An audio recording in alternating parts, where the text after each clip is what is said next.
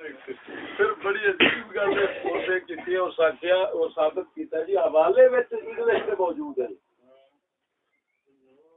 ایک حوالہ یہ موجود ہے کہ مسلم لیگ جماعت جڑی سی نا یہ گانڈواں کی جماعت ہم جنس پرست ہیں آپس میں سارے ایک دوسرے لونڈ بازی کرتے سن. مسٹر جناب صاحب تے سارے بزرگ رل یہ بادشاہ خان لکھیا میں کتاب ہوں میں لونی نا میرے کو آ رہی ہاں جی پھر ہاں پشاور چھپی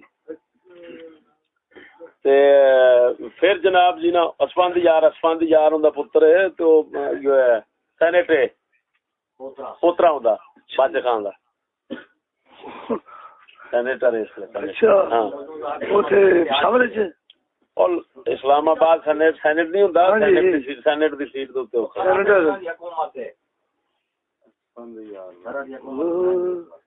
پھر اندر جو یہ بھی لکھیا کھڑا ہے بھی سکندر مرزا نہیں تھی اچھا انہاں لکھیا انہاں آخیا جڑے مسٹر جناح مسلم لیگی سن انہاں دے کی کرتوت سن کہ ہر کسے نو او دے مطابق ملدے سن تو او دے مطابق گل کردے سن. اچھا امین الحسن جڑا مانکی والا سی اونوں آکھدے اسلام لے آواں گے. سکندر مرزا جڑا سی اونے آ کے گل کیتی ریل دے اندر جاندیاں کراچی نو اونے آ کے سر اسلام کے قانون اپنا لانا چاہتے ہیں نا. اس نے کہا بکواس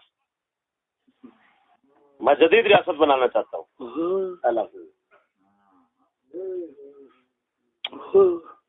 پھر اور انہیں راز کھولے عجیب کہ مسجد انگریزاں دے دور اے سارے جیسے برطانوی میں مسجد نبوی شریف دے اندر کھتری اذان پڑھدا سی انگریز جماعت پڑھاوندے مسلمان بن کے پورے داڑھی رکھی ہوئی سارا کچھ عربی بولتے سن فر فر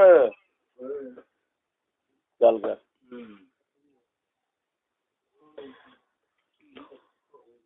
کتاب آ رہی ہے جی انشاءاللہ دھماکہ ایک کروں گا پھر ایک نا ایک موضوع اور پڑھ دیں گا میں جی موضوع کا پڑھنا ہے کھڑا یہ تو پترا علمی موضوع ہے علمی مسلم بن صبح ہے کہ صبیح ہے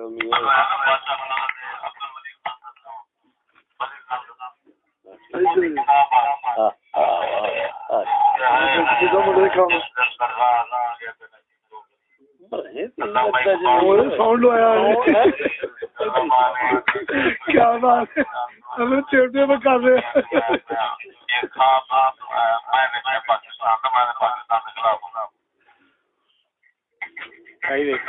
شیر چھٹیا جائے مزہ آ جائے گا.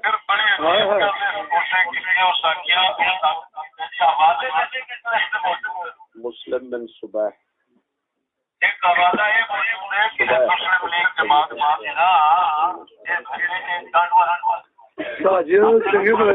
ساؤنڈ پر کر دیں میں جی اتنے میں آخیا بھائی گل سنو بزرگاں دے جڑے ہوندے نا بزرگاں دے کردار گلاں انہاں نوں فخر نال بیان کری جائے فخر نال بیان کری جائے انہاں نوں شرمائیدہ نہیں. بزرگاں دا کام ہوندا آتا حضور سرکار نماز پڑھدے سن جو بھی نیک کام کردے سن فخر نال بیان کرنے سبحان اللہ.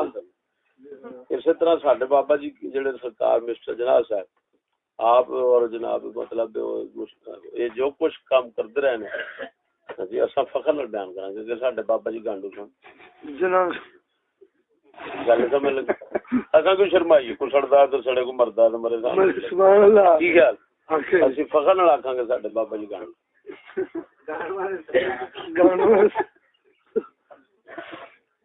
لکھی کتاب ہے کوئی ایویں عام تھوڑا کتاب لکھی ہے جا کے انہوں پڑھن پہ کیوں لکھے اور انہیں یہ بھی وضاحت کی ہے ساری خیر تو پہلے مجھے معلوم سی پاکستان کا جو شیطانی منصوبہ تیار ہوا ہے کیمبرج یونیورسٹی ہاں جی اچھا جی اچھا جی اچھا جی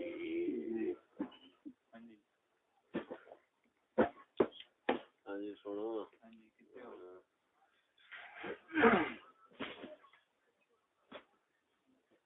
ما كان محمد ابا احد من رجالكم ولكن رسول الله وخاتم النبيين اگے کی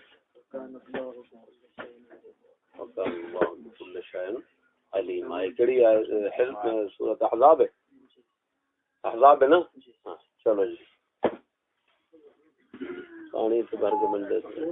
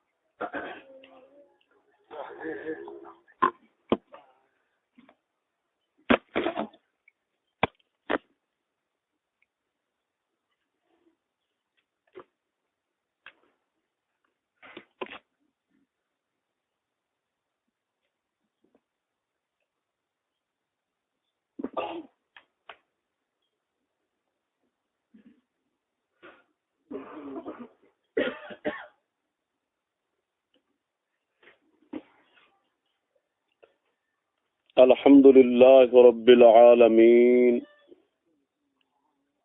والصلاة والسلام على من كان نبيا وآدم بين الماء والطين وأرسل إلى الخلق كافة وهو خاتم النبيين لا نبي بعده إلى يوم الدين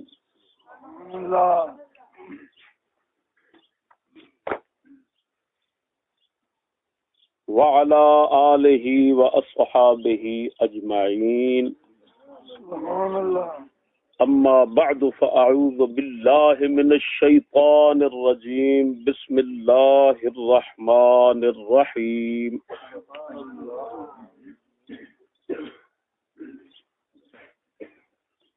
ما كان محمد أبا أحد من رجالكم ولكن رسول الله وخاتم النبيين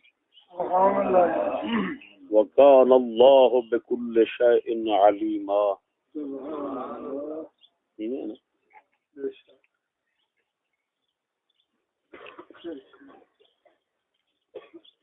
آمنت بالله صدق الله مولانا العظيم وصدق رسوله النبي الكريم الأمين ونحن على ذلك من الشاهدين والشاكرين والحمد لله رب العالمين. سبحان الله.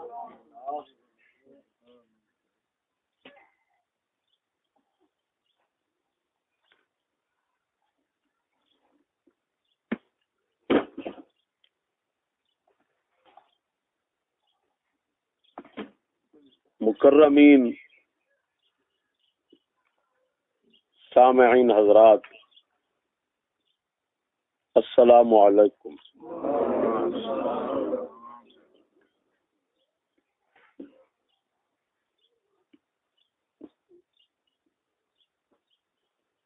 آج ناچیز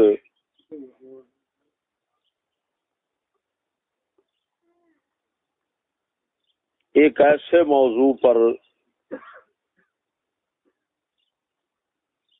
بحث و کلام کرنا چاہتا ہے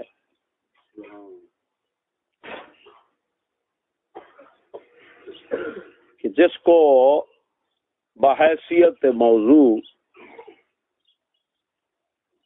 کبھی زیر بحث نہیں لایا. سبحان اللہ.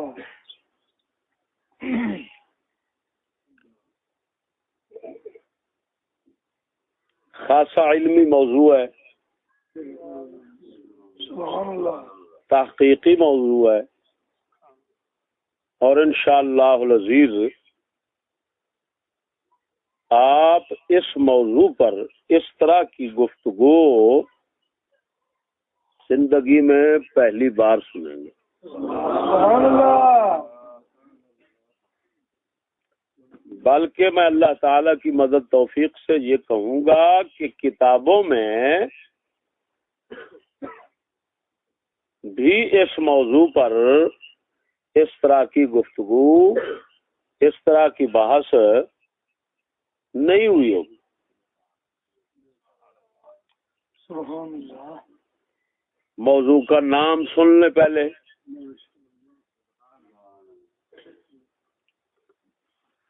موضوع کا نام ہے دیوبندیوں اور مرزائیوں کا باہمی رشتہ. نعرہ تکبیر، نعرہ رسالت، نعرہ تحقیق.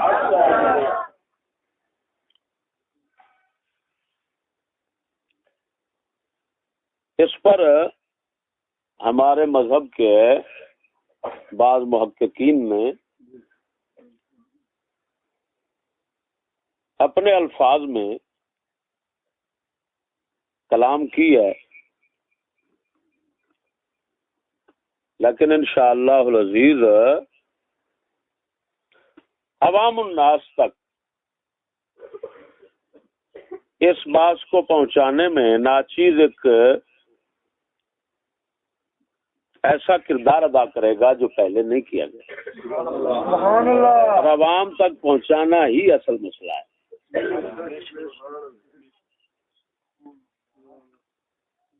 کتابوں میں جو کچھ ہوتا ہے وہ قارئین جو پڑھنے کے قابل لوگ ہوتے ہیں، پھر خالی پڑھنے کے نہیں سمجھنے کے قابل بھی ہوتے ہیں، ان تک بات محدود رہ جاتی ہے.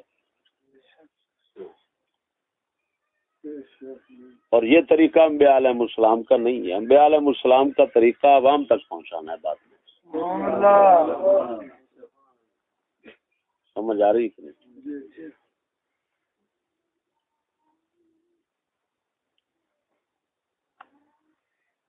اس موضوع کو پیش کرنے کی ضرورت کیوں محسوس ہوئی؟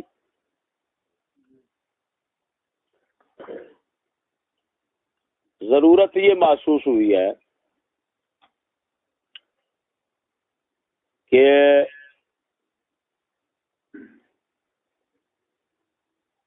دیوبندی جو لوگ ہیں نا،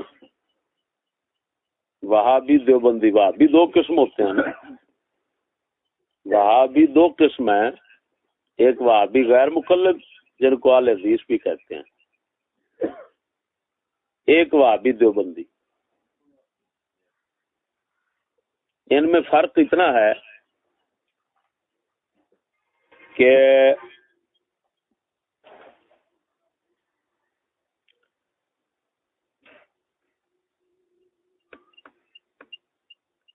ایک تقلید کو مانتے ہیں، ماننے کا دعویٰ کرتے ہیں. ایک تقلید سیدنا امام اعظم ابو حنیفہ رضی اللہ تعالیٰ عنہ یا باقی ائمہ ان کی تقلید کے دعوے دار ہیں، اور دوسرے تقلید کے مخالف ہیں. دیوبندی یہ کہتے ہیں کہ ہمارے امام صاحب ہیں ابو حنیفہ، ہم ان کو مانتے ہیں، ان کی فقہ کو مانتے ہیں. وہ بھی یہ کہتے ہیں نہیں، ہم خود ہی امام ہیں اور خود ہی سارا کچھ بناتے ہیں، خود ہی مانتے ہیں.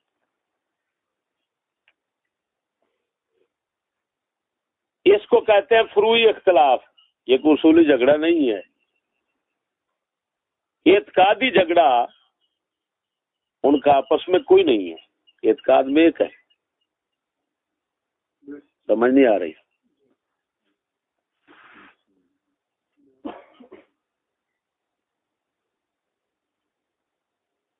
تقلید درست ہے یا نہیں، اگرچہ ایک حوالے سے اس کا بھی اعتقاد کے ساتھ تعلق قائم ہوتا ہے، لیکن اس کو اصول اور عقائد کے باب میں داخل نہیں کیا جا سکتا کہ جس سے تکفیر یا تدلیل لازم آئے. سمجھ نہیں آ رہی؟ سبحان اللہ. اچھا، تو یہ جو ٹولہ ہے نا، دیوبندی ٹولہ، ان کے بڑے نے جو مدرسہ دیوبند کے بنانے والا تھا نا،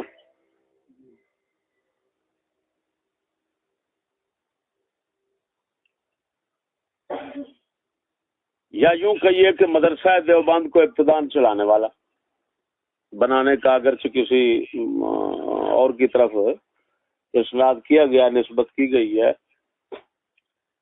لیکن چلانے والا ابتدان اس کو کہیں گے۔ قاسم نانوتوی جو تھا نا، اس نے ایک کتاب لکھی جس کے اندر ختم نبوت کا صریح انکار کیا گیا، رسول اکرم صلی اللہ علیہ وسلم کے آخری نبی ہونے کا۔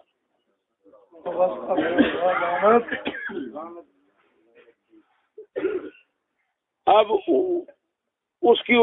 اس کا وہ انکار اس کی کتاب کے اندر، اس رسالے کے اندر تھا، وہ منحوس رسالے کا نام ہے تحذیر الناس عن آثار ابن عباس۔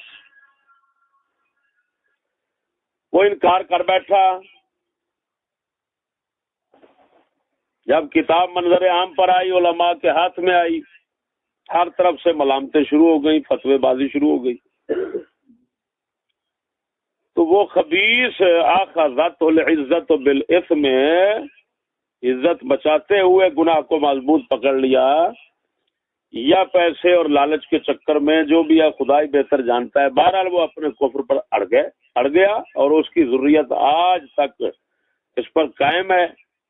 وہ کہتے ہیں یہ کتاب برحق ہے، جو کچھ لکھا ہوا ہے صحیح لکھا ہوا ہے، سمجھ نہیں بات کی آ رہی۔ اور اپنے اس پاپا جی کے کفر کو چھپانے کے لیے تحریک ختم نبوت انہوں نے شروع کر دی۔ دیوبندیوں کی طرف سے تحریک ختم نبوت ہے جی، مرکزی مجلس انہی کی قائم ہے، اور جناب دھڑا دھڑ جناب ان کے رسالے، کتابیں اور تقریریں یہ سب شائع ہوتی ہیں۔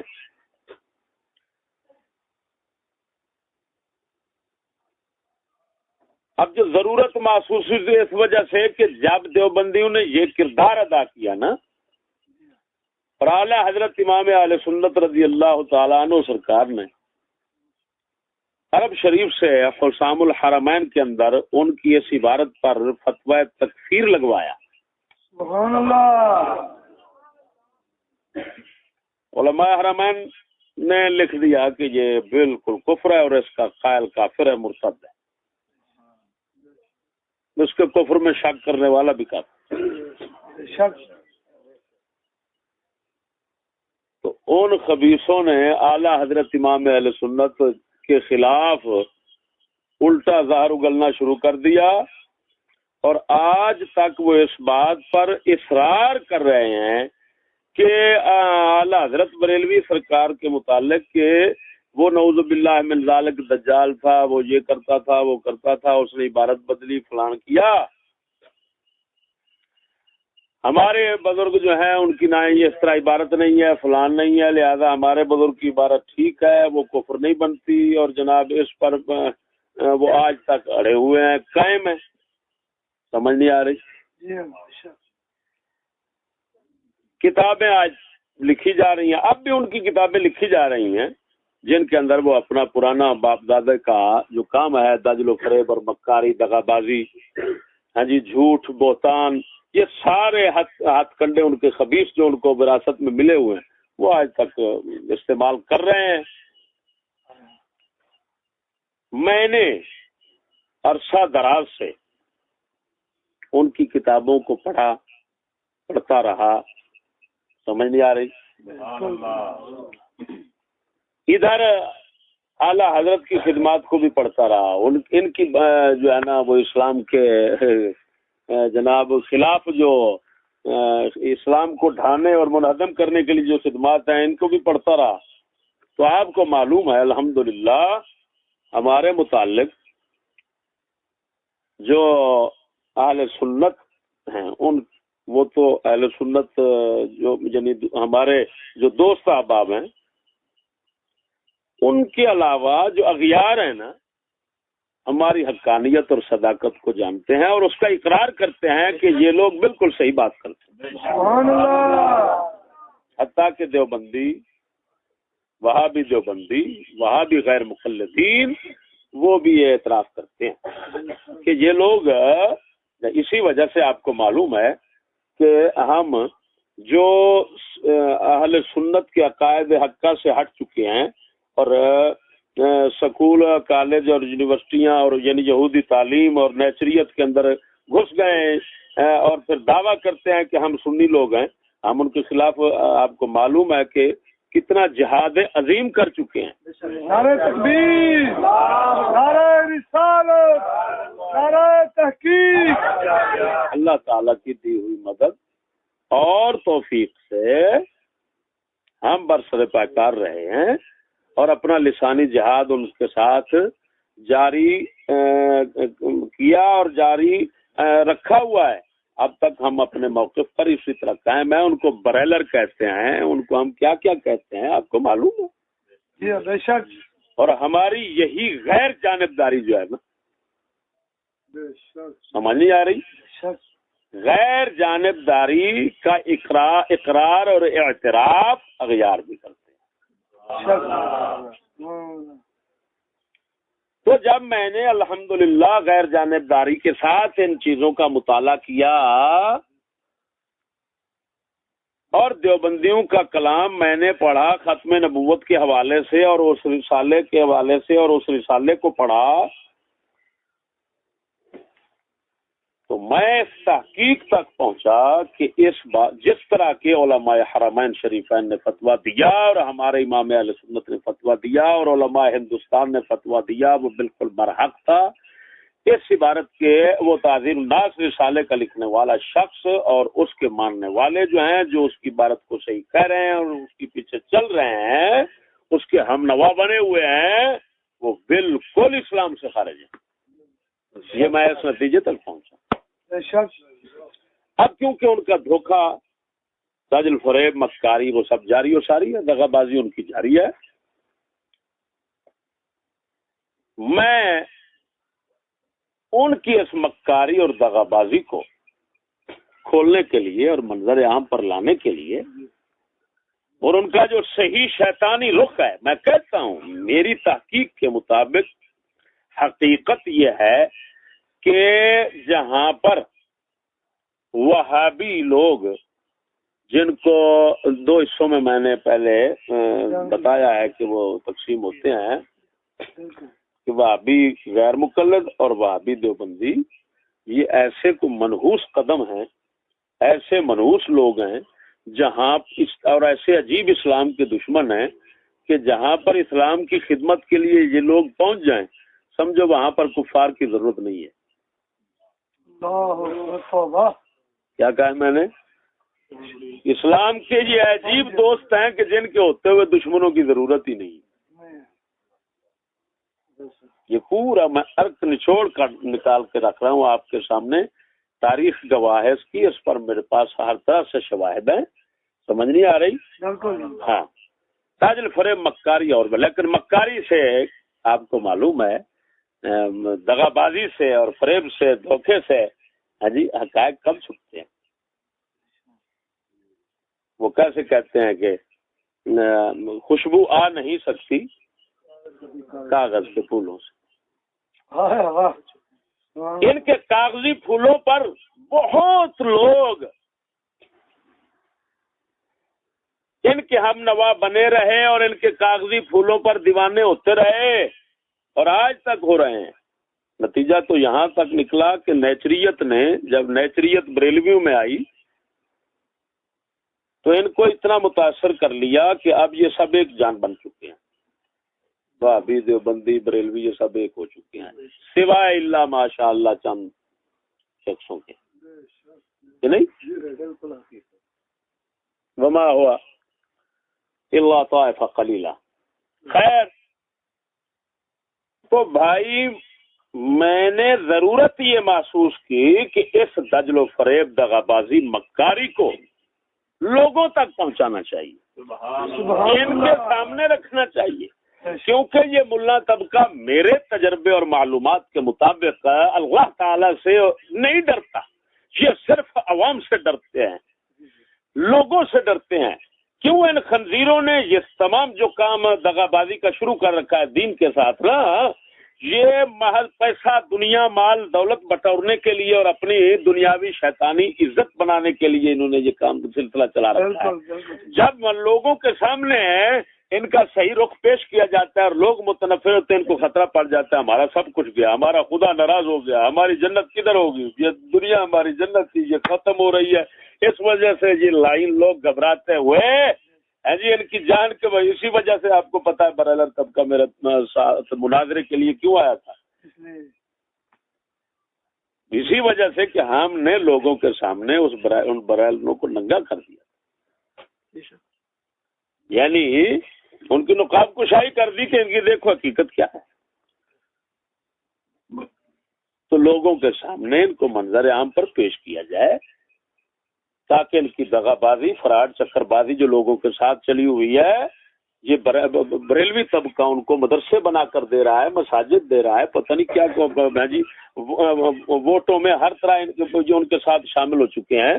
تو ان سادہ لوگوں کو کم از کم معلوم تو ہونا چاہیے کہ حقیقت کیا ہے، اور جن کو اللہ تعالیٰ بچانا چاہے گا پھر وہ بچ جائیں گے. سمجھ نہیں آ رہی. اور اس کے ساتھ یہ بھی فائدہ ہوگا کہ ہمارے جو متعلقین حضرات ہیں الحمدللہ وہ ایسی تحقیقی گفتگو اور علمی بات جو ہے وہ سننے کے بعد وہ خود کسی طرح شک و شبے کے شکار نہیں ہوں گے، اور ان خبیثوں کی کتابیں پڑھ کر ان کے گمراہ ہونے کے جو خطرات ہیں وہ ٹل جائیں گے.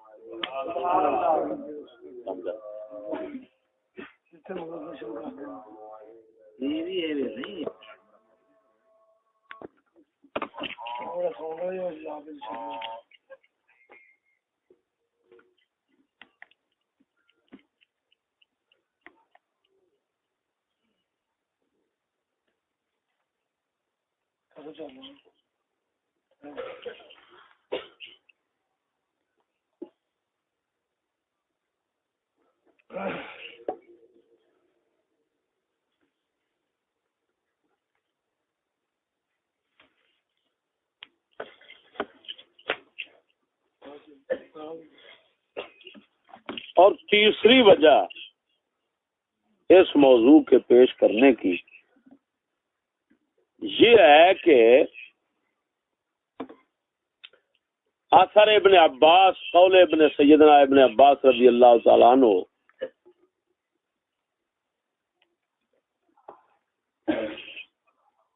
آثار ابن عباس، قول سیدنا ابن عباس رضی اللہ تعالیٰ عنہ کے حوالے سے میں کچھ نئی باتوں پر مطلع ہوا ہوں، تو میں چاہتا ہوں کہ وہ بھی ہمارے دوستوں کے سامنے آ جائیں، محفوظ ہو جائیں. بعض اوقات یہ ہوتا ہے کہ نئی توجہ جاتی کہ آدمی کی، تو میری کیونکہ اللہ تعالیٰ نے توجہ اس طرح مبذول کرا دی ہے، تو اس وجہ سے میں چاہتا ہوں کہ دوسروں کے پاس بھی یہ بات پہنچ جائے. سبحان اللہ. سمجھ آ رہی کہ نہیں؟ دوسرے لفظوں میں ایک تو اپنی تحقیقات پیش کرنا چاہتا ہوں، دوسرا اپنے سنی مسلمانوں کا، بلکہ مسلمانوں کا، سنی کا میں مسلمانوں کا اعتقاد محفوظ کرنا چاہتا ہوں، اور دیوبندیت کے کفر سے ان کو بچانا چاہتا ہوں، تاکہ یہ بھولے بھالے سیدھے سادے لوگ ہاں جی ان کے مشبہ شکلوں کو دیکھ کر یہ بیچارے ان کے پاس پھنس لیں گے. سبحان اللہ. نعرہ تکبیر، نعرہ رسالت، نعرہ تحقیق. اب جناب علی اس مختصر وجہ اور سبب کو بیان کرنے کے بعد میں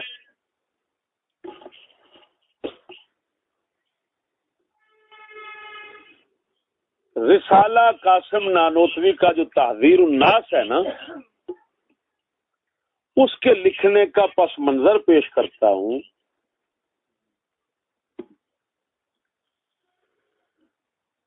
اور یہ تمہید سمجھو،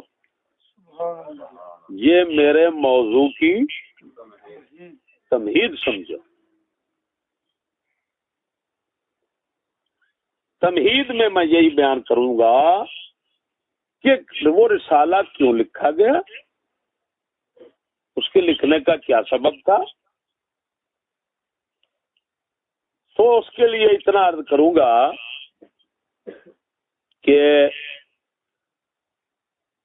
حضرت سیدنا عبداللہ ابن عباس رضی اللہ تعالیٰ عنہ صحابی رسول اللہ ہیں سبحان اللہ صلی اللہ تعالی علیہ وآلہ وبارک وسلم رضی اللہ تعالیٰ عنہ. حضرت سیدنا ابن عباس حضرت عباس کے بیٹے ہیں. آپ کو معلوم ہے حضور سید عالم صلی اللہ تعالی علیہ وسلم کے چچا زاد برادر ہیں. سمجھ نہیں آ رہی؟ سبحان اللہ جی.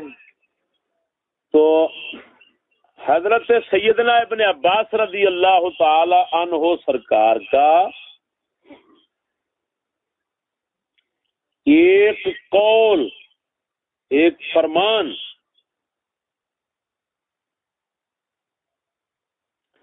کتب تفاسیر اور کتب حدیث کے اندر موجود ہے، جس کا میں متن اور عبارت آپ کو پڑھ کر سناؤں گا. اگرچہ ایسی بات، ایسا قول عوام کے سامنے رکھنا، اس کو پیش کرنا وہ نقصان دہ ہے، لیکن اب کیونکہ وہ یعنی زیر بحث آ چکا ہے، اس پر کافی کچھ لکھا جا چکا ہے. دیوبندیوں نے اس کو ختم نبوت کے انکار کی بنیاد بنایا ہے. اس کو سامنے رکھ کر دیوبندیوں نے مرزائیوں کے لیے دعوی نبوت کا دروازہ کھولا ہے. حتیٰ کہ اسی رسالے کو جب بھٹو دور کے اندر مرزائیوں کو کافر قرار دینے کے لیے کوششیں کی گئی تھی اور جناب جی اسمبلی کے اندر کافر قرار دینے کے لیے قرارداد پیش کی گئی، تو اس کے اندر مرزائیوں نے اپنے آپ کو مسلمان اور صحیح ثابت کرنے کے لیے اسی تحذیر الناس رسالے کو پیش کیا تھا. کیونکہ جو خاتم النبیین کا معنی مطلب مرزائی نکالتے ہیں وہی یہ نکالتے ہیں. تو انہوں نے پیش کیا اب حضرت جی کیونکہ یہ بات سامنے آ چکی ہے عوام کے، تو جب لوگوں کے سامنے کسی بات کے ذریعے گمراہی کی باتیں پھیل جاتی ہیں اور پیش ہو جاتی ہیں، پھر اہل حق کا فرض بنتا ہے کہ لوگوں کی رہنمائی کرتے ہوئے صحیح معنی اور صحیح مطلب پیش کریں. اور یہی ہمارے علماء حقانی ربانی اسلاف کا وتیرہ اور طریقہ رہا ہے کہ ایسی باتیں کہ جو عوام کی سمجھ سے بالاتر ہوتی ہیں، جب بد مذہب لوگ ایسی باتوں کو لوگوں کے سامنے پیش کر کے ان کو گمراہ کرنے کی کوشش کرتے ہیں، تو ہمارے اسلاف پھر ان دفاع کرتے ہوئے ان خبیثوں کے حملے کا جواب دیتے ہوئے اپنی عوام الناس کے ذہنوں کو صاف رکھنے کے لیے، ہدایت پر قائم رکھنے کے لیے، گمراہیوں سے بچانے کے لیے وہ ان صحیح معنی مفہوم اور اس بات کا صحیح جو حل ہوتا ہے شریعت کے مطابق وہ پیش کرتے رہتے ہیں، کرتے رہے ہیں اسلاف، اور آج ہم بھی کر رہے ہیں. سمجھ نہیں آ رہی؟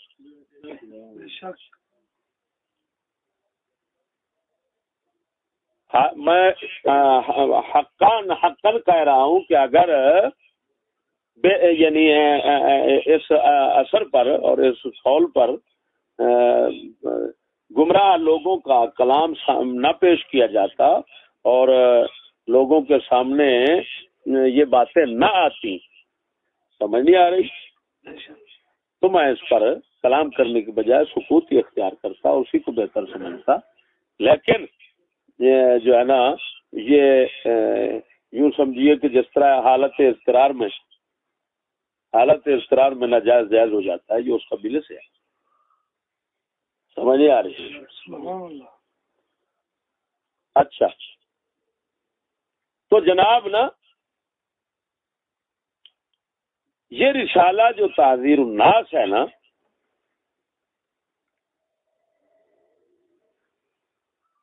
کیا بعد میں پیش کر رہا تھا میں ادھر ادھر ہو گیا.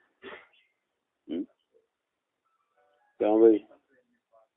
اثر ابن عباس، حضرت عبداللہ ابن عباس صحابی رسول ہے. سمجھ نہیں بات کی آ رہی؟ سبحان اللہ. لیکن اسی ضمن کے اندر میں ایک یہ بات بھی کرنا چاہوں گا کہ ہمارے امام اہل سنت اور بڑے بڑے حضرات نے یہ لکھا ہے کہ تفسیروں اور روایتوں کی ہر بات جو ہے وہ قابل قبول نہیں ہوتی. سبحان اللہ. شریعت مطہرہ اجماع اور اتفاق سے جو ہماری شریعت مطہرہ میں ثابت ہے اس کے خلاف کوئی بات بھی آ جائے، کسی مفسر کی، کسی عالم کی آئے، تو اگر دیکھیں گے تعویل ہو سکتی ہے، اس کا کوئی معنی ایسا کیا جا سکتا ہے کہ جو شریعت کے اصولوں کے بالکل مطابق ہو تو وہ معنی کیا جائے گا. اگر اس کے اندر کوئی گنجائش نہیں ہے صحیح معنی کی تو اس کو رد کر دیا جائے گا چاہے وہ کسی کی بات ہو، اس وجہ سے کہ کسی کی بات کی وجہ سے، کسی ایک شخص کی بات کی وجہ سے شریعت مصطفیٰ کے اصول اور قوانین اور قواعد جو ہیں وہ بدلے نہیں جا سکتے. عقائد حقہ جو اسلام کے ہیں ان کے اندر تبدیلی اور تدلدل پہ پیدا کیا جا سکتا، یہ اٹل بات ہے. سمجھ نہیں آ رہی؟ حتیٰ کہ ہمارے علماء کرام نے یہ فرما دیا کہ اگر کوئی حدیث پاک ایسی آ جائے کہ جو اصول شریعت کے خلاف ہے، سمجھ نہیں آ رہی؟ سبحان اللہ جی. لیکن اس کا روایت کرنے والا ایک شخص ہے یا دو شخص ہیں خالی، مثلا ایک نے اس کو اسی طرح سے سلسلہ تو ایک شخص کی روایت جو ہے نا، جن کو اخبار احاد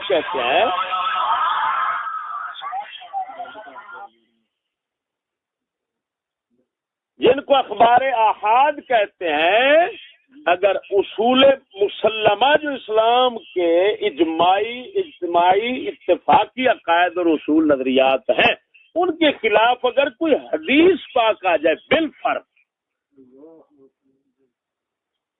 تو اس حدیث کے معنی کے اندر غور کیا جائے گا. اگر وہ شریعت کے اصول کے مطابق بنتا ہے، معنی جو نکلتا ہے اس کا تو کر لیں گے. اگر نہیں تب نکلے گا تو ہم کہیں گے یار یہ روایت کرنے والا بھول گیا ہے، کوئی ایک لفظ دو چار لفظ اس نے بڑھا دیے، کوئی کم کر دیے. بھولنا انسان کا کام ہے، خطا سے کون پاک ہوتا ہے. سمجھ نہیں بات کیا آ رہی؟ بولو. نسیان بھی انسان کو لگ جاتا ہے، خطا لگ جاتی ہے، بعض اوقات منہ سے کچھ کہنے لگتا ہے، نکل کوئی اور بات جاتی ہے. اس طرح کا کام ہوتا رہتا ہے. تو راوی بھی تو کوئی نبی تھوڑے ہیں، کوئی رسول تھوڑے ہیں، وہ بھی عوام انسان ہے، تو غلطی لگ سکتی ہے ان کو. پھر خصوصاً اس صورت میں کہ جب کہ راوی روایت کرنے والے جو ہیں ان کے متعلق کتابوں میں بھی لکھا ہو کہ یہ کمزور آدمی ہے، یا اس کا ذہن جو ہے نا، مطلب ہے کہ اس کے اندر حافظہ اس کا صحیح نہیں تھا، بھول جاتا تھا، خطائیں کرتا تھا، غلطی کرتا تھا. اب سارے ذہن ایک جیسے تھوڑے ہوتے ہیں. میں بیان کرتا ہوں، میرے بیان کو سن کر جو جاتے ہیں ہاں جی، تو سارے کب میرے الفاظ ادا کر سکتے ہیں بھائی؟ شاید ہی کوئی ایسا شخص ہو کہ میرے ہو بہو الفاظ لوگوں کو سنا دے کہ یار چشتی نے اس طرح کہا ہے، اور پھر صحیح ہو وہ الفاظ میں غلطی نہ کرے، بیان میں غلطی نہ کرے ہاں جی، تو تبدیلی کسی طرح کی نہ آنے دے. یہ تو بہت ہی قلیل لوگ ہوتے ہیں. ہمارے علماء کرام نے اس سلسلے میں بہت محنت کی ہے، روایت اور حدیث کو صحیح اور محفوظ کرنے کے لیے، اور جناب جی اگر کوئی اونچ نیچ ہو جاتی ہے تو اس کو بیان کرنے کے لیے. بہرحال آپ ذہن نشین یہ بات کریں کہ شریعت مطہرہ کسی ایک بندے کی بات نہیں ہے، اللہ تبارک و تعالی کا دیا ہوا دین ہے، سید الانبیاء امام المرسلین صلی اللہ تعالی علیہ وسلم پر نازل ہوا، آپ صلی اللہ علیہ وسلم نے آگے صحابہ کرام کو عطا کیا، صحابہ کرام نے اجماع کے ساتھ اتفاق کے ساتھ آگے اس کو پھیلایا، اور ائمہ کرام نے اس کو لیا۔ یہ سلسلہ کسی ایک شخص سے نہیں چلا، یہاں پر کروڑوں لاکھوں شخص ہیں، ہزاروں شخص ہیں کہ جو ہمارے دین کو نقل کرنے والے ہیں اور آگے پہنچانے والے ہیں، سبحان اللہ، اس کو سمجھانے والے ہیں۔ یہ کسی ایک آدمی دو چار آدمی، تو اگر ایک آدمی دو چار آدمی کی بات اگر اسلام کی کسی بات کے خلاف آ جائے تو بھائی وہاں پر ہم ان کی بات کے اندر رد و بدل کریں گے، ہم اسلام کو تبدیل کیسے کر سکتے ہیں؟ آپ کا دل کیا کہتا ہے اسلام تبدیل ہو جائے کسی کی بات میں؟ جبکہ ہمیں معلوم ہے صحابہ کرام جو ہیں، جب ان کی ہم باتوں کو دیکھتے ہیں تو وہ آپس میں بھی بعض اوقات اختلاف کر جاتے ہیں۔ ایک صحابی کہتا ہے میں نے رسول اکرم صلی اللہ علیہ وسلم سے اس طرح سنا ہے، دوسرا کہتا ہے یار میں نے تو اس طرح سنا ہے۔ اب کیا کریں گے بھائی؟ جب صحابہ کے اندر بھی یہ سننے کی غلطی، بیان کی غلطی یہ آ جاتی ہے، لگ جاتی ہے، یہ اختلاف پایا جا رہا ہے، تو ہم کسی ایک شخص کی بات کو دلیل بنا کر قرآن و حدیث اور شریعت کو تبدیل نہیں کر سکتے۔ سبحان اللہ، سمجھ نہیں آ رہی یار؟ میں نے آپ کو پہلے کہا ہے کہ یہ علمی موضوع ہے، اس پر میں دلیل کے طور پر یہ جو امام بہقی کی کتاب الاسماء والصفات ہے، اس کے حوالے سے ایک بات عرض کرتا ہوں، ایک حدیث پاک سناتا ہوں جس میں صحابہ کرام کا اختلاف ہے، اور صحابہ بھی جلیل القدر صحابی ہیں، مجمع جن کی جلالت شان اور جن کا حفظ اور ضبط جو ہے وہ مسلم ہے محدثین کے نزدیک، ان حضرات کا اختلاف، اور یہ بخاری مسلم میں ہے۔ بخاری مسلم کے حوالے سے امام بہقی نے کتاب الاسماء والصفات میں نقل کیا ہے۔ ہاں میں دکھاتا ہوں آپ کو، تاکہ آپ کے سامنے جو میں بات کر رہا ہوں اور جو دعویٰ کر چکا ہوں کہ میاں کسی ایک روایت اور کسی بڑے سے بڑے آدمی کی ایک بات کو دیکھ کر شریعت مطہرہ کے اندر تبدیلی کرنے کی کوشش نہیں کرنی، نہ اپنے دین ایمان کو اس کی وجہ سے بدلنا ہے۔ ہاں، اور جس طرح کی میں یہ بات کر رہا ہوں، میں اثر ابن عباس کے حوالے سے ایسی بات دیوبندیوں کے پیشوا ایک گزرا ہے انور شاہ کشمیری، اس کے حوالے سے میں فیض الباری سامنے پڑھی ہے، وہ خود پیش کروں گا۔ ہاں، لیکن اس وقت جو ہے نا وہ کتاب الاسماء والصفات کے حوالے سے میں جناب جی آپ کے سامنے روایت پیش کرتا ہوں۔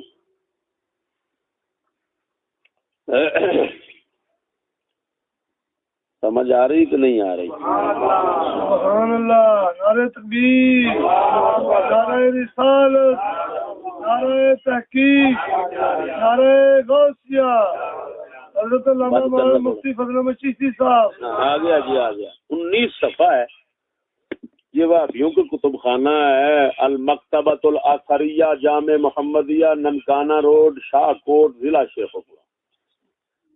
اس سے یہ کتاب الاسماء والصفات امام بہقی کی چھپی ہوئی ہے، اس کے صفحہ نمبر 19 پر ہے۔ کتنے پر؟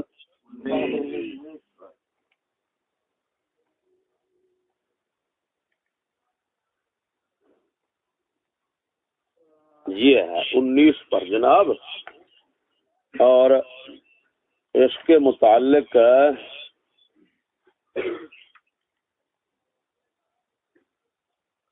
یہ وَأَخْرَجَاهُ مِنْ حَدِيثِ عَطَاء بن يسار عن ابی سعید الخدری، اخرجاہ یعنی بخاری مسلم نے اس کو روایت،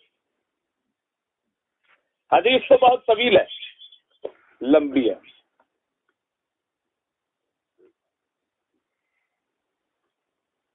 وہ میں سنا ہی دیتا ہوں۔ جو ہے نا اس کا کچھ حصہ سناتا ہوں جو میرے مطلب کا ہے، موضوع کا ہے، سمجھ نہیں آ رہی؟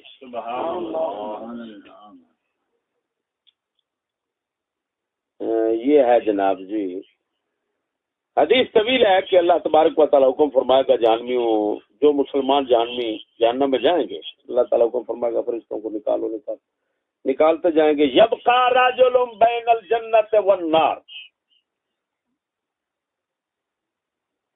ایک شخص رہ جائے گا، فهو آخر اہل الجنت دخولا الجنت مقبل بوجهه الى النار، جنت اور آگ کے درمیان ایک شخص رہ جائے گا جس کا رخ جہنم کی طرف ہوگا، وہ کہے گا یا رب صرف وجہ عن النار، یا اللہ میرا رخ جہنم سے پھیر دے، فإنه قد قشبني ريحها، اس کی تو بدبو مجھے بہت پریشان کر رہی ہے اور اس کی تیزی مجھے جلا رہی ہے۔ اللہ تعالیٰ فرمائے گا فَهَلْ عَسَيْتَ إِنْ فَعَلْتُ ذَلِكَ بِكَ أَنْ تَفْعَلَ غَيْرَ ذَلِكَ، بتا اگر میں یہ کر دوں کہ تیرا رخ جہنم سے پھیر کر جنت کی طرف کر دوں تو اور تو مجھ سے نہیں مانگے گا کچھ؟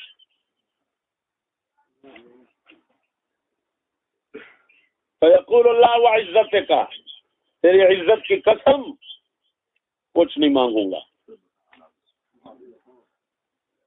فَيُعْطِي رَبُّهُ مَا شَاءَ مِنْ عَهْدٍ وَمِيثَاقٍ، فَيُعْطِي رَبَّهُ مَا شَاءَ مِنْ عَهْدٍ وَمِيثَاقٍ، وہ اپنے رب کے ساتھ عہد معاہدے کرے گا جو کرے گا۔ فَيَصْرِفُ اللَّهُ وَجْهَهُ عَنِ النَّارِ، اللہ تعالیٰ اس کا رخ جہنم سے پھیر دے۔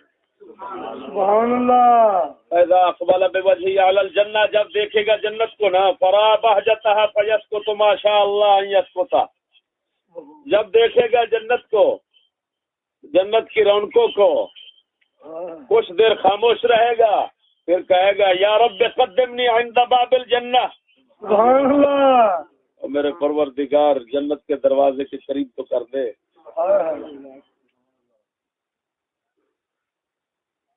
اللہ تعالیٰ فرمائے گا الیس قد اعطیت العہود والمواثیق اللہ تسأل غیر الذی کنت سالتا، تو نے آج وعدہ نہیں کیا تھا مجھ سے پکا کہ میں اور کچھ نہیں مانگوں گا، اب اور کیوں مانگ رہا ہے؟ سبحان اللہ۔ فیقول یا رب لا اکون اشقا خلقک، کہے گا یا اللہ میں تیری مخلوق سے سب سے بڑا بدبخت نہیں بننا چاہتا۔ اللہ تعالیٰ فرمائے گا هل عصیت ان اعطیت ذلک اللہ تسأل غیرہ، کچھ اور تمہیں اگر دے دوں تو اور تو نہیں مانگے گا، یہ بات اگر تیری پوری کر دوں۔ اللہ اکبر، سبحان اللہ۔ وہ کہے گا لا وعزتک لا اسأل غیر ذلک، تیری عزت کی قسم بالکل کچھ نہیں مانگوں گا اس کے سوا، بس دروازے کے قریب کر دے۔ اللہ تعالیٰ اس کے ساتھ پکے عہد میثاق کرے گا، اللہ تعالیٰ اس کا پکا وعدہ لے گا جو فیقدمہ الی باب الجنہ، اللہ تعالیٰ اس کو جنت کے دروازے کے قریب کر دے گا۔ فاذا بلغ بابہا، جب دروازے پر پہنچے گا، جنت سامنے ہوگی، اس کا سب کچھ دیکھے گا، ندرت و سرور، رونق اور بہجت سب وغیرہ سب اس کے اندر جو کچھ اللہ تعالیٰ نے نعمتیں رکھی ہیں جب دیکھے گا، پھر چپ رہ کر پھر کہے گا یا اللہ ادخلنی الجنت، مجھے جنت میں داخل ہی کر دے۔ اللہ تعالیٰ فرمائے گا یا ابن آدم ما اغدرک، اور آدم کے بیٹے کتنا دھوکے باز ہے تو، کتنا دغا باز ہے، اور تو ابھی تو کہہ رہا تھا میں کچھ نہیں مانگوں گا، اب کہتا جنت میں داخل کر دے۔ سبحان اللہ۔ وہ کہے گا لا تجعلنی اشقا خلقک، مجھے بدبخت نہ بنا یا اللہ، اپنی مخلوق سے بدترین بدبخت نہ بنا۔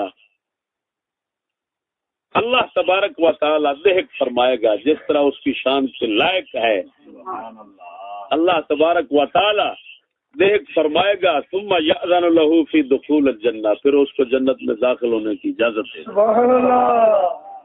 فیقول له تمنا، کہے گا بندے آرزو کر، تو مانگ. فیتمنا وہ آرزو کرے گا مانگے گا اللہ تعالیٰ سے. حتی اذن قطع بہ جب وہ رکے گا کہ بس اتنا مانگ لیا بہت ہے. اللہ تعالیٰ فرمائے گا من قضا و قضا فصل وہ یہ اور مانگ لے. اللہ تعالیٰ ذکر کرے گا اور مانگ لے حتیٰ کہ اس کی ساری آرزویں پوری ہو جائیں گی. سبحان اللہ. اللہ تعالیٰ فرمائے گا لک ذالک ومثلہ معک. سبحان اللہ. جو تو نے مانگا وہ بھی تمہیں مل گیا، جو تو نے خواہش اور آرزویں کی وہ بھی سب عطا کر دیا. جا جتنا کچھ تو نے مانگا وہ تو تجھے مانگنے کی وجہ سے میں نے دیا ہے نا. اب اتنا ہی مثلہ جتنا تو نے مانگا اتنا اور تجھے میں اپنی رحمت سے عطا کر دیتا ہوں. سبحان اللہ. جا کی یاد کریں گے کے جہاں سونے ربا ہے. اتنا بے پرواہ اتنا بلند شان والا اور بندے نال کیویں گلاں کردا ہے.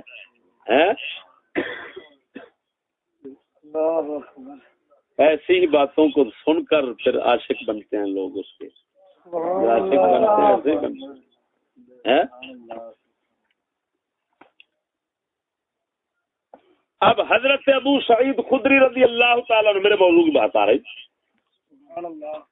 حضرت ابو سعید خدری رضی اللہ تعالیٰ عنہ صحابی رسول ہیں، بہت بڑے جلیل القدر صحابی ہیں. حضرت ابو ہریرہ ان کو بھی آپ جانتے ہیں، وہ تو وہ ہیں کہ بخاری شریف کے اندر جن کے متعلق آتا ہے کہ رسول اکرم صلی اللہ علیہ وسلم کی بارگاہ میں عرض کی یا رسول اللہ، میں جو حدیثیں سنتا ہوں بھول جاتا ہوں. آپ نے فرمایا چادر پھیلا. انہوں نے چادر پھیلائی. آپ نے دونوں ہاتھوں مبارک کے ساتھ ہاں جی چادر میں خالی ہاتھ مبارک ہاں جی دونوں ملا کر چادر میں جس طرح کچھ ڈالی جاتی ہے اس طرح ہاتھ کیا اور فرمایا سمیٹ لے. سمیٹ کر سینے کے ساتھ لگا لے. ابو ہریرہ فرماتے ہیں پھر میں کچھ نہیں بھولا. یہ وہ ابو ہریرہ ہیں. ادھر ابو سعید خدری رضی اللہ تعالیٰ عنہ ہے. حضرت ابو سعید خدری رضی اللہ تعالیٰ عنہ ابو ہریرہ سے فرمایا ان رسول اللہ صلی اللہ علیہ وسلم قد قال لك ذلك وعشرة امثاله. حضرت ابو سعید خدری نے فرمایا رسول اکرم صلی اللہ علیہ وسلم نے فرمایا تھا جو تو نے مانگا وہ بھی تجھے مل گیا اور اس کا 10 گنا تمہیں میں اور دے دیا. سبحان اللہ. حضرت ابو ہریرہ نے فرمایا لا محفظ من رسول اللہ الا قوله لك ذلك ومثله معه. فرمایا مجھے تو یہ بات یاد ہے کہ اللہ کے محبوب صلی اللہ علیہ وسلم نے فرمایا تھا تجھے جو تو نے مانگا وہ بھی دے دیا اور اتنا اور دیا. اب حضرت ابو ہریرہ فرماتے ہیں میں نے یہ سنا کہ اتنا ہی اور دیا. حضرت ابو سعید خدری فرماتے ہیں میں نے یہ سنا کہ 10 گنا اور دیا اوپر. سبحان اللہ. یہ میرے دعوے پر شاہد دلیل صادق شاہد صادق ہے کہ آخر انسان ہوتا ہے. سمجھ نہیں بات کیا رہے. بتاؤ کسی نیچے راوی کی کیا بات کروں.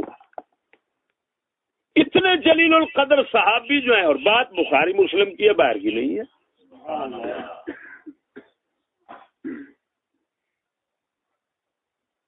سمجھ نہیں آ رہی. سبحان اللہ. اس کا جواب کو ڈھونڈے. اسی وجہ سے ہمارے علماء حقانی ربانی فرماتے ہیں کہ ہماری شریعت مطہرہ کے عقائد اور اصول کے خلاف اگر کوئی روایت آ جائے وہ کسی ایک شخص کی روایت ہے، ایک تو ہوتی ہے 10 20 40 50 آدمیوں کی. جتنے زیادہ آدمی ہوتے جاتے ہیں بات مضبوط ہو جاتی ہے. سمجھ نہیں بات کیا آ رہی یار. لیکن اگر 1-2 آدمی ہے تو ادھر غلطی لگنے کا احتمال ہے اور یہ ناشیان دلیل ہے. یہ کوئی احتمال بغیر اس کے تھوڑا ہے کہ اتنے بڑے صحابہ کرام جو ہیں وہ بھی آپس میں اختلاف کر رہے ہیں. وہ کہتے ہیں میں نے یہ سنا ہے, وہ کہتے ہیں میں نے یہ سنا ہے. اسی وجہ سے حضرت سیدنا فاروق اعظم رضی اللہ تعالیٰ عنہ حضرت صدیق اکبر جب قرآن مجید جمع فرما رہے تھے, سبحان اللہ, تو حضرت فاروق اعظم رضی اللہ تعالیٰ عنہ نے آیت رجم پیش کی. انہوں نے فرمایا فاروق تم اکیلے ہو, میں اکیلے کی بات ادھر نہیں مان سکتا, یہ قرآن کی بات ہے. سبحان اللہ, سمجھ نہیں آ رہی؟ سبحان اللہ. اسی وجہ سے صحابہ کرام دو شخصوں کے ایک شخص اگر جناب جی وہ کہتا کہ یہ آیت کا ٹکڑا میرے پاس ہے, قرآن کی آیت ہے, وہ فرماتے اور پیش کرو, گواہ پیش کرو. ایک حضرت حذیفہ تھے جن کی گواہی رسول اکرم صلی اللہ علیہ وسلم نے ایک کی دو کے برابر قرار دی. ان کے پاس چند آیات تھی, وہ اکیلے سے قبول کی گئی, اس وجہ سے کہ صحابہ کرام نے صدیق اکبر نے فاروق اعظم سب نے کہا فرمایا کہ اس وجہ سے ہم قبول کرتے ہیں کہ رسول اکرم نے ان کی گواہی دو کے برابر رکھی ہے. سمجھ نہیں آ رہی یار؟ یہ دیکھو ادھر ان نبراس پڑی ہوگی بھائی, ادھر ان نبراس, اور میاں نذیر ان نبراس ادھر دیکھ سبز پشتے والی ان نبراس.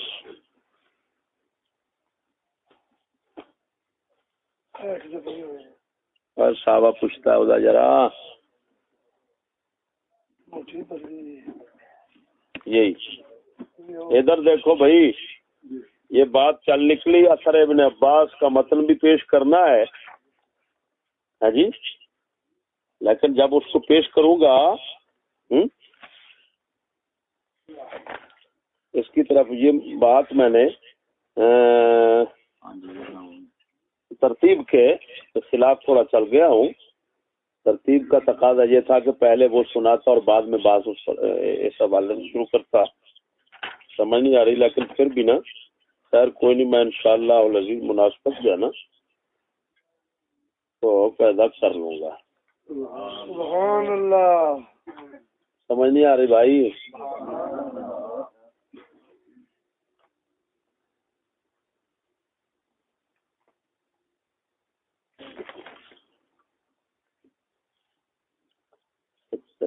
نعرہ تکبیر, نعرہ رسالت, نعرہ تحقیق, نعرہ غوثیہ, حضرت علامہ مولانا مفتی فضل احمد چشتی صاحب. توجہ ہے جی. یہ کتاب ان نبراس امام عبد العزیز پرہاروی رضی اللہ تعالیٰ عنہ کی میرے پاس ہے, جو اہل علم کے اندر خاصی مشہور اور بڑی مستند باعتماد کتاب ہے. سبحان اللہ. نبراس کے صفحہ نمبر 76 پہ ہے, فرمایا لما تقرر فی الاصول ان خبر الواحد ظنی من غیر تفرقۃ بین الخلفاء وغیرہم. فرمایا جو اکیلے شخص کی بات ہوتی ہے وہ فرمایا ظنی ہوتی ہے, یقین کا فائدہ نہیں دیتی, گمان کا فائدہ دیتی ہے. سبحان اللہ. چاہے صحابہ, اور اس میں کوئی فرق نہیں ہے, چاہے وہ خبر دینے والا صحابی بھی ہو اور خلیفہ رسول اللہ ہو. اصول ہوتے ہیں. وجاء عن عمر بن الخطاب رضی اللہ تعالیٰ عنہ, حضرت عمر بن الخطاب کی جو بات میں نے ابھی, انہ اصاب آیت الرجم فلم یکتبوها فی القرآن حین جمع علی عہد ابی بکر لما ان کان واحدا.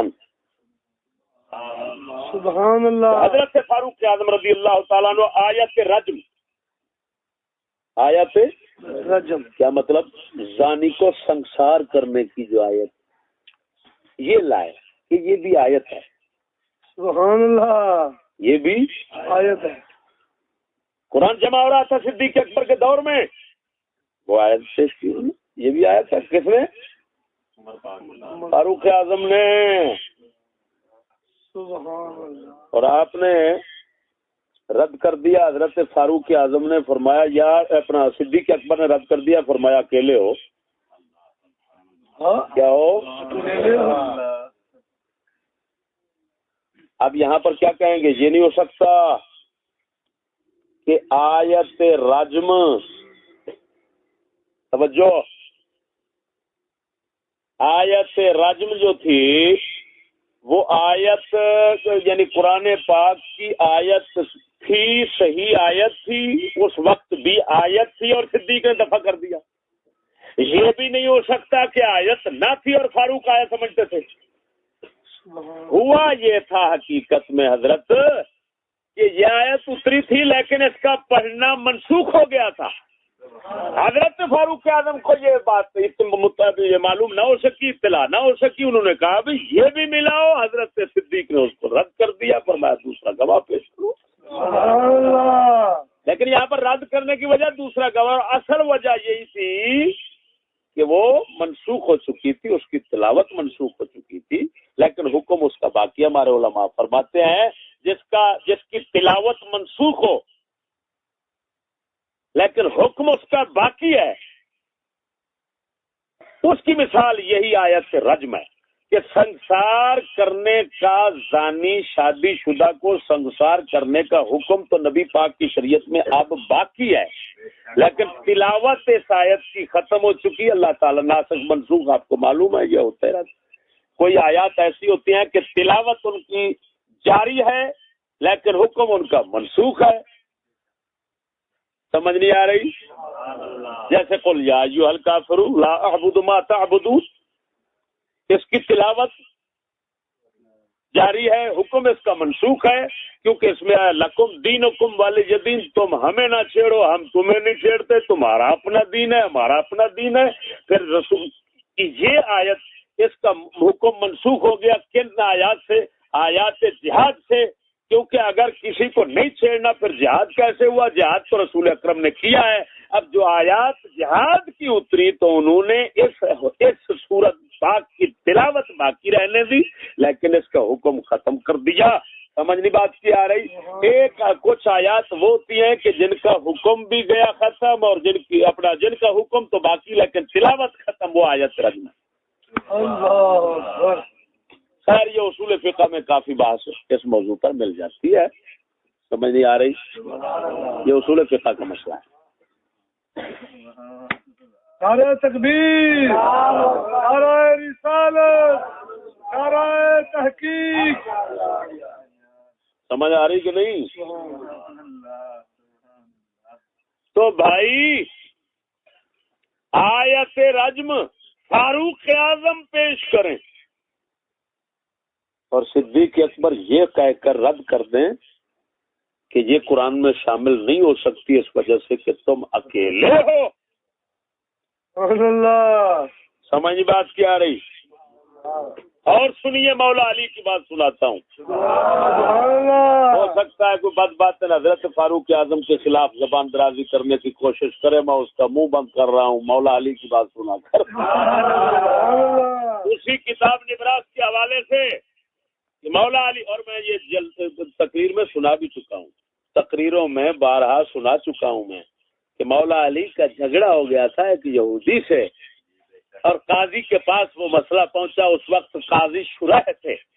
قاضی شریح ان کے پاس جب مسئلہ پہنچا تو حضرت حسین بن علی یعنی امام حسین نے گواہی دی کہ میرا باپ صحیح ہے, میرا باپ کا دعویٰ صحیح ہے, یہ یہودی غلط ہے, جھوٹا ہے. اور ساتھ امام حسین کے حضرت مولا علی کے غلام مشہور کمبر نام کا آپ کا غلام تھا ایک جی, جس کو بردا کہتے ہیں, وہ بردا تھا. یہ امام حسین اور حضرت کمبر دونوں نے مل کر مولا علی کے حق میں گواہی دی اور آپ اس وقت خود خلیفہ تھے.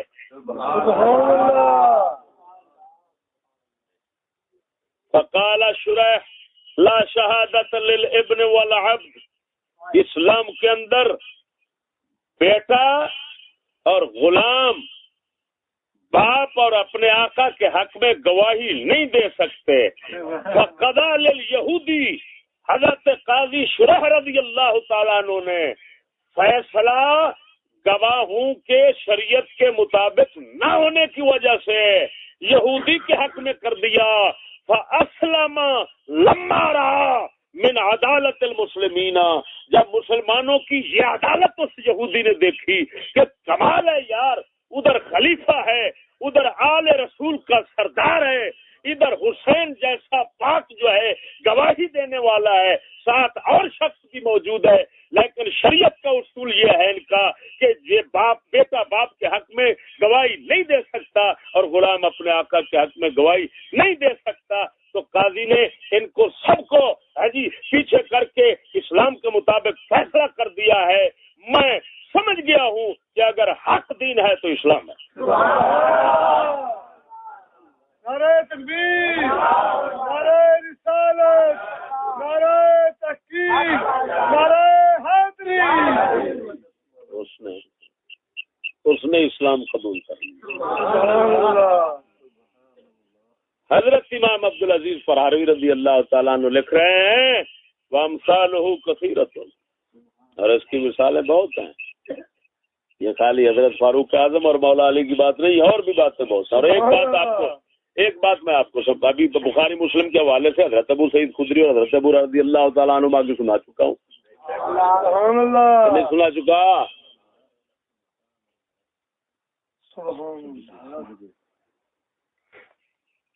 تو اس کا مطلب یہ نکلا کہ حضرت سیدنا ابن عباس رضی اللہ تعالیٰ عنہ کا وہ قول، وہ اثر قول کو کہتے ہیں. اثر جو ہے نا، اشتہار علماء کی زبان میں اثر جو ہے وہ قول کو کہتے ہیں. صحابی کا قول ہو یا تابعی کا قول ہو تو اس کو اثر کہتے ہیں. سمجھ نہیں آ رہی؟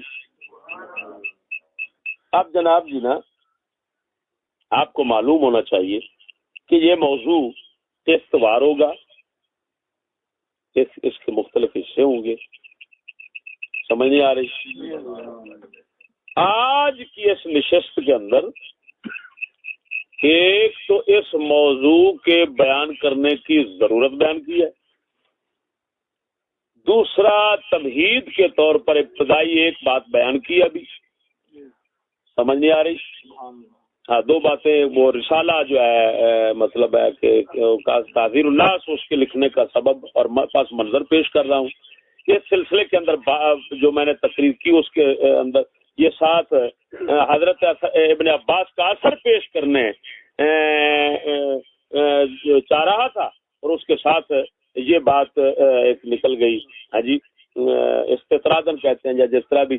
ہاں جی، یہ بات سے بات نکل گئی کہ میں نے یہ مسئلہ بیان کرنا شروع کر دیا کہ جو ایک دو شخصوں کی بات ہوتی ہے، خبر ہوتی ہے، اس سے شریعت کے اصولوں کو بدلا نہیں جا سکتا. یہ بات تو سمجھ آ گئی ہے نا؟ شریعت مطالعہ کے اصولوں کو چاہے جتنا بڑے بندے کی بات. ہاں، سید الانبیاء، وہ تو انبیاء علیہ السلام تو وہ تو مستثنا، وہ تو شریعت ہے نا، ان کی بات تو شریعت ہے، امت کی بات کر رہا ہے. سبحان اللہ. اسی وجہ سے ہمارے سیدنا امام اعظم ابو حنیفہ رضی اللہ تعالیٰ عنہ فرماتے ہیں اگر میری بات رسول اللہ کی حدیث سے ٹکرائے تو دیوار پر مار دو. اور اسی طرح کا فرمان مولا علی کا ہے، اسی طرح کا فرمان صدیق اکبر کا ہے، اسی طرح کا فرمان حضرت امام شافعی رضی اللہ تعالیٰ، یعنی تقریباً ائمہ کرام لوگوں کو یہ بتانے کے لیے کہ خبردار ہمیں نبوت کے درجے پر نہیں رکھنا. تم نے نہیں سمجھنا، یہ نہ سمجھنا کہ ہم ایسے ہیں بس جو بات کر دیں گے بس وہ معصوم صرف نبی ہوتے ہیں. سبحان اللہ. سمجھ نہیں آ رہی؟ ایک بات میں نے استطرادن بات سے بات نکالتے ہوئے کر دی ہے کہ شریعت مطہرہ کے اصولوں کو ایک دو شخصوں کی خبر کی وجہ سے تبدیل نہیں کیا جا سکتا. اس بات کو تبدیل کرنے کی کوشش کریں گے اور اس موضوع کی طرف ایک مرتبہ پھر مجھے لوٹنا پڑے گا انشاءاللہ العزیز.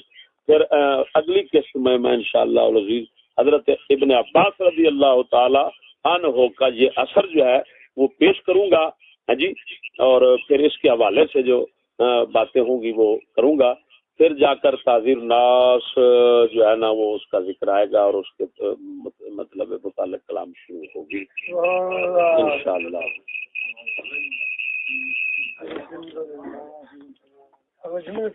اگلا جمعہ